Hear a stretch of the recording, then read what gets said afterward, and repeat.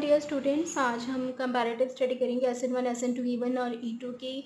अगर किसी भी रिएक्शन के प्रोडक्ट्स आपको यहाँ प्रेडिक्ट करने हैं तो या वहाँ पर मैकेनिज़्म कौन सा लगेगा, तो कॉम्पिटिटिव पॉइंट ऑफ व्यू से बहुत इंपॉर्टेंट है ये टॉपिक। सबसे पहले स्टार्ट करते हैं कि SN1 और SN2 में अगर आपको कंपेयर करना है तो वहाँ पर सबस्ट्रेट, न्यूक्लियोफाइल और सॉल्वेंट से आप कैसे डिटरमाइन कर सकते हो।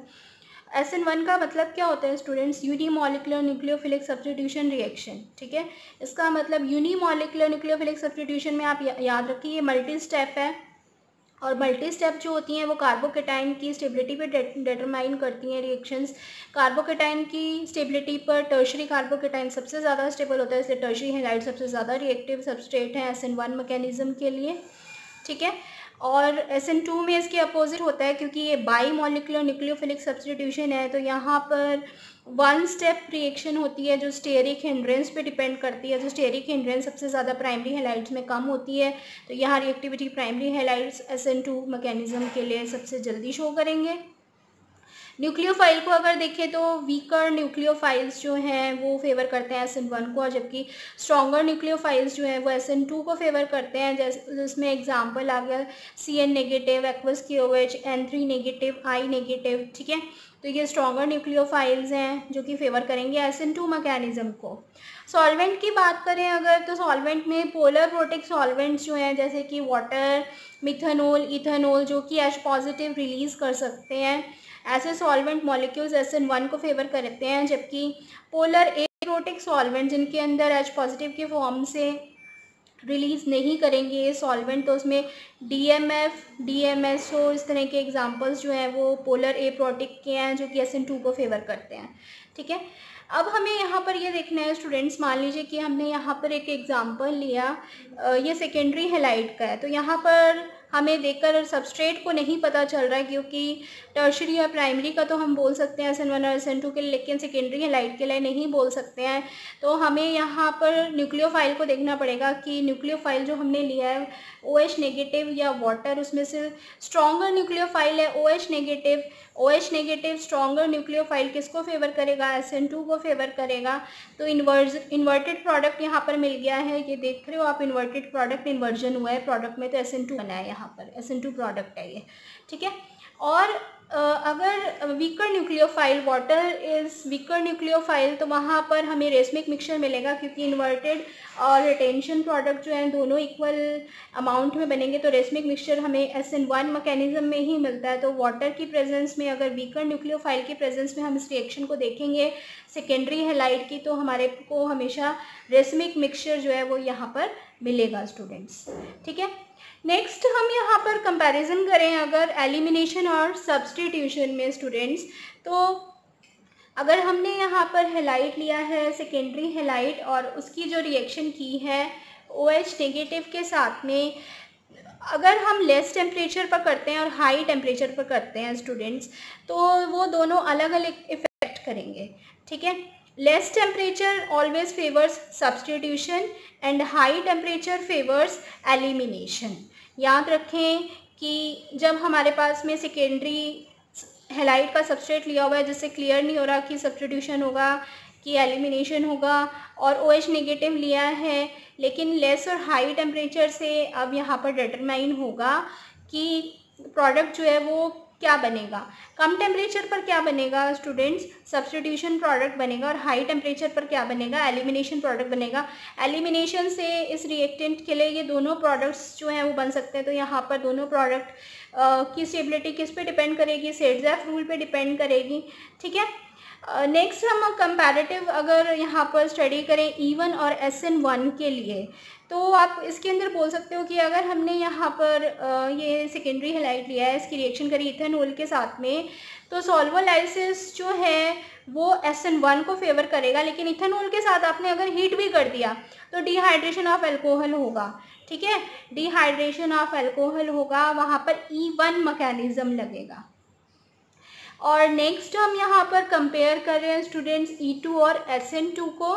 तो E2 और SN2 के अंदर अगर हम कंपेयर करें तो स्ट्रॉन्गर बेसिस जो हैं जैसे टर्शियरी ब्यूटॉक्साइड है, अल्कोहलिक KOH है, अल्कोक्साइड है in the presence of ROH या सोडा एमाइड, ये सारे स्ट्रॉन्ग बेसिस जो हैं वो फेवर करते हैं E2 मैकेनिज्म को। ठीक है। तो ये जो है यहाँ पर कंपैरेटिव स्टडी है। अगर कुछ इसके एग्जांपल्स देखें स्टूडेंट्स, तो यहाँ पर हमने कुछ एग्जांपल्स लिखे हुए हैं। सबसे पहले प्राइमरी हैलाइड लिया हमने। प्राइमरी हैलाइड की रिएक्शन की है एक स्ट्रॉन्गर न्यूक्लियोफाइल के साथ में, ठीक है। अब ये प्राइमरी हैलाइड है, तो यहाँ पर SN1 तो नहीं होगा क्योंकि ये फेवर नहीं करता है SN1 को, प्राइमरी हैलाइड। और SN2 हो सकता है, ठीक है, क्योंकि SN2 को प्राइमरी हैलाइड्स फेवर करते हैं। और E2 भी हो सकता है यहाँ पर। E1 नहीं हो सकता क्योंकि प्राइमरी कार्बोकेटायन तो रूम टेम्परेचर पर स्टेबल ही नहीं है। तो यहाँ पर SN2 और E2 जो है वो दोनों फेवर करेंगे।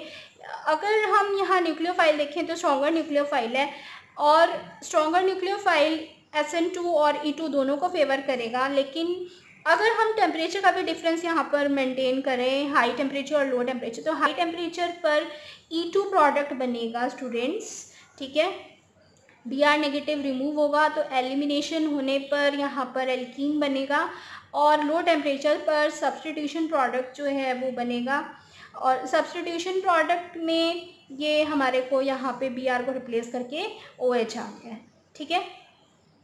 तो E2 और SN2 जो है हमारे को यहाँ पर प्रोडक्ट्स मिले हैं। नेक्स्ट जो है हम यहाँ पर सेकेंडरी हैलाइड का एग्जांपल ले सकते हैं स्टूडेंट्स।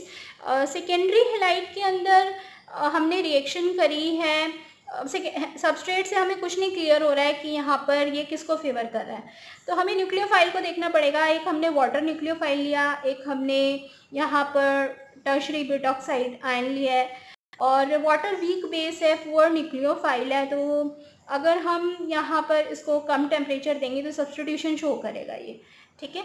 और टर्शरी ब्यूटॉक्साइड के साथ अगर हम सेकेंडरी हैलाइड की रिएक्शन कर रहे हैं तो वीकर न्यूक्लियोफाइल है, स्टेरिक हिंड्रेंस क्रिएट करता है, ठीक है। और स्ट्रॉन्गर बेस है, स्ट्रॉन्गर बेस है मतलब H पॉजिटिव को जल्दी एक्सट्रैक्ट कर सकता है ये, तो एलिमिनेशन शो कर देगा यहाँ पर ये एलिमिनेशन E2 प्रोडक्ट। हमेशा याद रखें कि ये बहुत ही बढ़िया एग्जांपल है टर्शरी ब्यूटॉक्साइड जो है यहाँ पर। टर्शरी ब्यूटॉक्साइड आयन जो है ये E2 प्रोडक्ट स्पेसिफिकली बनाता है, ठीक है। और हम नेक्स्ट हमने यहाँ पर एग्जांपल लिया है स्टूडेंट्स टर्शरी हैलाइड का। तो टर्शरी हैलाइड के अंदर अगर हम देखें टर्शरी हैलाइड को, तो ये जो है SN2 को नहीं शो करेगा, ठीक है। SN2 तो ये शो नहीं करेगा। एक बात यहाँ से ये क्लियर हो गई। न्यूक्लियोफाइल को अगर हम देखें तो हमने यहाँ पर दो न्यूक्लियोफाइल के साथ रिएक्शन करी है, OH नेगेटिव और CH3OH के साथ। OH नेगेटिव जो है वो स्ट्रॉन्ग बेस है, स्ट्रॉन्ग बेस के साथ रिएक्शन कर रहे हैं, तो यहाँ पर SN1 और E1 होने के चांसेस नहीं हैं। तो क्या बचा अब हमारे पास E2 बचा, E2 प्रोडक्ट मिलेगा, एलिमिनेशन प्रोडक्ट यहाँ पर मिल गया। और अगर हम मिथेनॉल के साथ में कर रहे हैं हाई टेम्परेचर पर, तो क्या होगा कि मिथेनॉल तो वीक बेस है, लेकिन वीक बेस के साथ रिएक्शन करने पर ना तो SN2 को फेवर करेगा ये, ना तो E2 को फेवर करेगा, लेकिन हाई टेम्परेचर देने पर ये क्या शो कर देगा, एलिमिनेशन, ठीक है। E1 शो करेगा, एलिमिनेशन प्रोडक्ट यहाँ पर बनाएगा। एलिमिनेशन होगा या सब्स्टिट्यूशन होगा, SN1 और SN2 और E1 और E2 के प्रोडक्ट्स को यहाँ पर डिटरमाइन कर सकते। तो आपको ये आई होप बहुत वीडियो काम आएगा आपके एग्जाम्स के लिए। वीडियो अच्छा लगा तो अपने फ्रेंड्स के साथ ज़रूर शेयर करें students. Till then good bye.